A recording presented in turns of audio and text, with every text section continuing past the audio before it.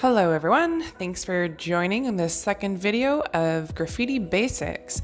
So this video is perfect for someone who's very curious about the process of creating an entire graffiti piece, and I'm working on a much larger scale than the previous video, and you're going to see that it takes much more time and a lot more effort in terms of connecting the letters and connecting the dots of where I want to go creatively. And the bigger your pieces are, the more time they're going to take and the more paint they're going to take. So make sure that you keep that as a consideration when you're practicing. And the next thing that I'm going to say is to just remember that you are just experimenting and practicing, and to not be too hard on yourself, and to just let yourself express and create whatever it is you want. And again, there's no rules, and the more you do it and the more you really try to tighten your letters and get really finicky and detaily, the better your piece is going to look. So yeah, let's start. Okay, so what I am starting with here is a piece of foam core. I got it from a local art supply store. It's basically a very lightweight, more sturdy version of cardboard. It's like two pieces of plastic with some foam in the middle. You can get them in a variety of sizes. I got one that's like 8 feet long, so I thought that would really work well for practicing graffiti. And you should be able to pick this up at any art supply store. Potentially a hardware store might carry it. Hardware stores also carry a lot of extra lumber. That's also a great resource to use if you're looking for something to practice graffiti on. And so what I can do with this piece of foam core is I can just keep going over and over it and just keep painting over and over my pieces, because that's actually what graffiti artists do. Usually they'll pick a spot and they'll do their piece of graffiti art. They'll keep it there for maybe a couple months, and when they get bored of it, they just go over it and make something new and fresh.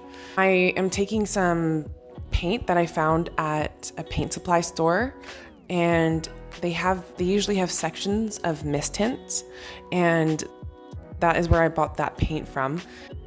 It's usually super cheap, and I'm using it as the background for my piece right now.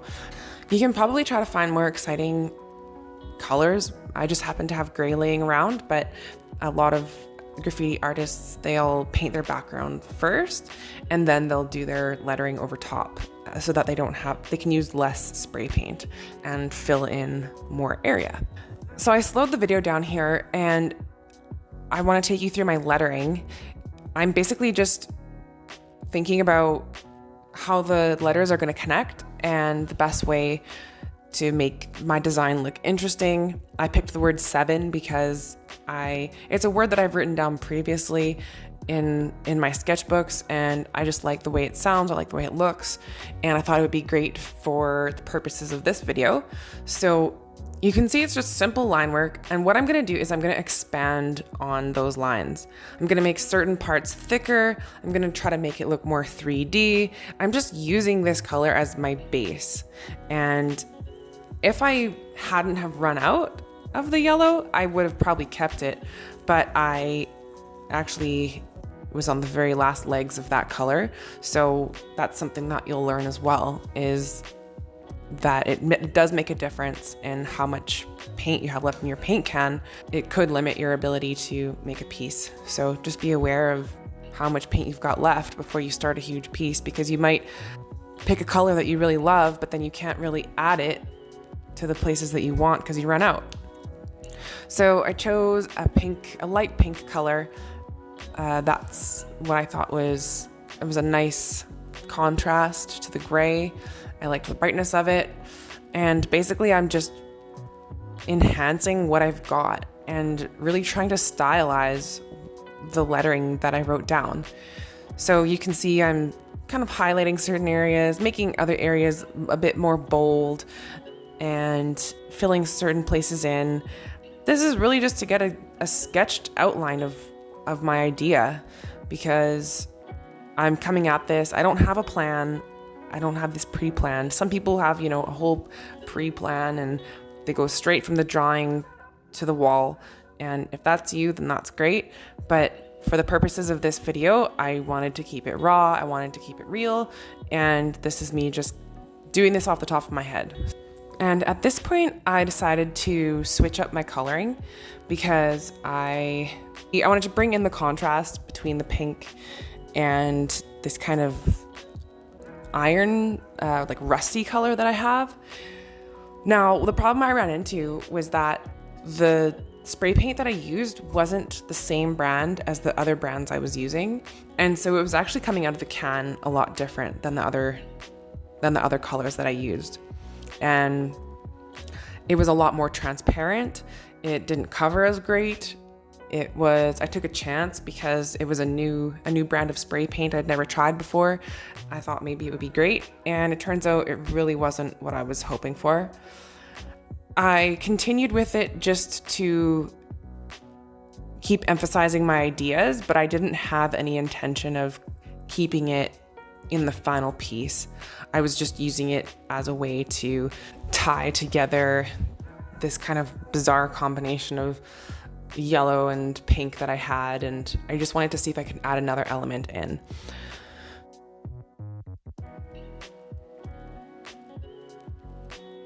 I went with this kind of iron brown color because I was really hoping it might turn around, but it just didn't really stick for me.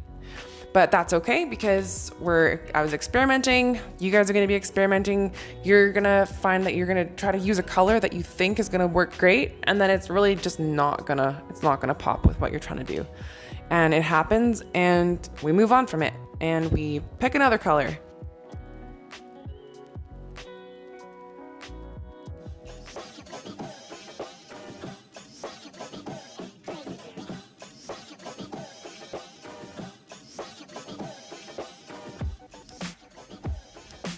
So now I'm really trying to look at the areas that I like, trying to look at the areas that I don't like, and I'm gonna emphasize the areas that I like.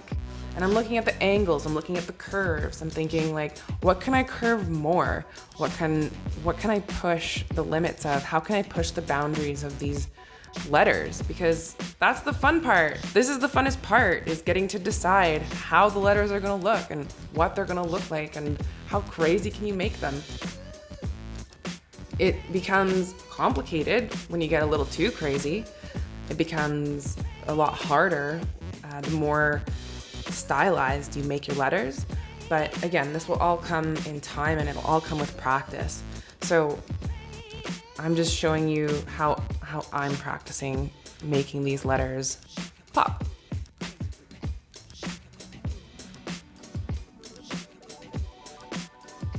The key is to not get too intimidated by how it looks right now and just keep imagining its potential of what it could be and what you want it to be so that you can turn it into a new picture. At this point, I decided that I wanted to add some black and try to maybe outline what I already had and see if that could give me a new perspective on what I was trying to do. Sometimes you need to just add things in order to get a new perspective. It's kind of relational to life, where you have a very specific perspective about your life and you just need to change one thing and you can see it in a whole different way. I feel like this black is really pulling the letters together, and it's really emphasizing the style of how I decided to go about it. You can even see in my body movement, I look a little bit more excited. I have a little bit more energy to what I'm doing. And that's all a part of it, is noticing what makes you feel good when you're doing your letters and when you're doing your designs, because that's really important and it's going to translate into your piece.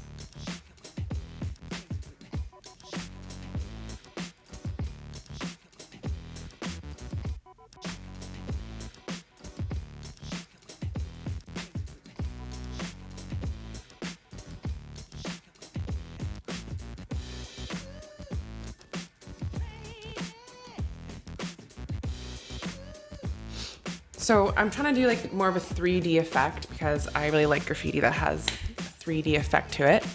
And that just means making drop shadows and drop shadows. You can look it up on YouTube. It's basically just making your letters look thick on one side and thinner on the other to give the illusion of light. And light is actually a very big factor. You can think of lighting as a way to dictate how you put your colors on your graffiti piece, and like, where's the light coming from? Where's your shadow gonna be? Where are your highlights gonna go? Because that's what's gonna really make your design 3D. And to me, graffiti is coolest when it looks 3D, personally. That's really what my end goal is here. So I'm coming back in with the pink and I'm saying, okay, I really don't see this yellow. First of all, I didn't have any more yellow left, so that was a contributing factor. And I really didn't see how this rust color was gonna play into my design. So I'm like, okay, I'm gonna cover up that rust and I'm just gonna use the pink and black right now and really just go for that. And as soon as I do it, again, I can just like tell that that's what makes me happy. I'm like, okay, this is the direction I want to go. I don't need those other colors. They helped me get to where I was, but I'm not attached to it. I can just move on.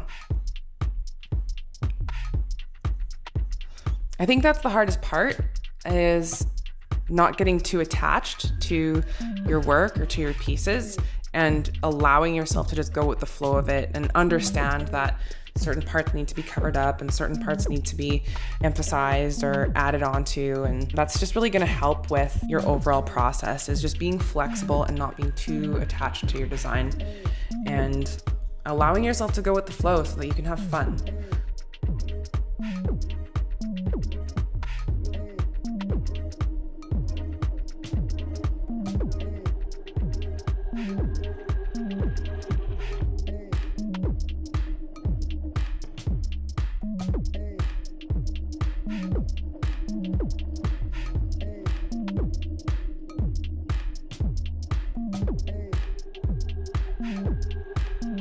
I'm coming towards the end of this like pink and black thing that I've got going on, and I'm still noticing there's still something that's missing for me, and it looks like a good basic type of piece, but I decided that I wanted to add another color in.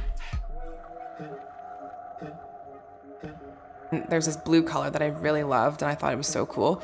So that is the one that I picked. And again, as soon as I add this blue in, I could just like, I'm like, oh yeah, okay, I'm vibing with this. I can see what this is about. And I really felt like it added energy. And again, that's what's gonna get your work noticed. That's what's gonna make your work pop and stand out, is putting colors that infuse energy into your work. And that means you have to feel it. You have to feel the color, you have to feel the attitude, you have to feel the vibe of what you're doing. I'm just doing some outlines, seeing how that goes.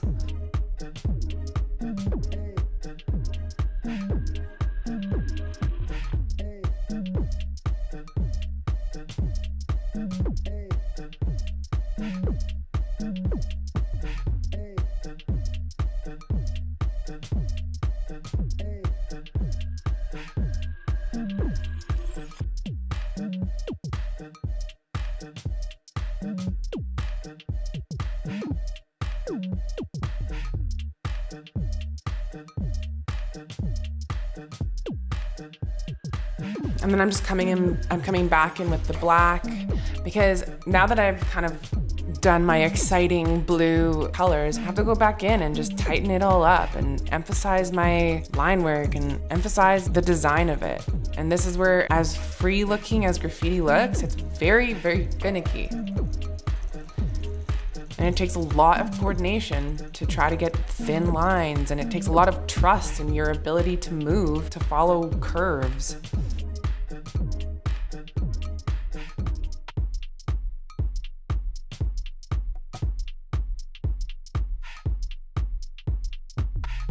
So I'm basically trying to tighten things up, adding in things that feel natural, adding in things that look natural.